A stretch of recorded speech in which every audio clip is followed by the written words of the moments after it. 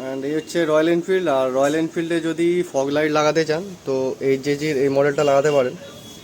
And আগে এর মাঝখানে একটা ক্যাপ আসতো, সেই ক্যাপটা এখন আর আসে না। তো এটা নতুন মডেল, তো এই মডেলটা আপনারা লাগাতে পারেন। আমরা এবার দেখে দিচ্ছি 40 ওয়াট। তো ফগ লাইটটা একবার দেখুন।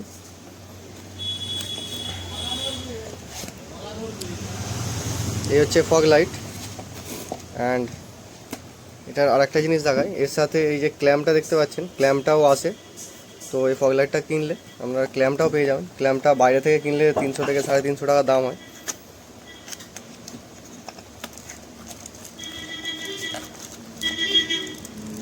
এই হচ্ছে ক্ল্যাম্প, যেটা অ্যালুমিনিয়াম, পুরো মেটালের।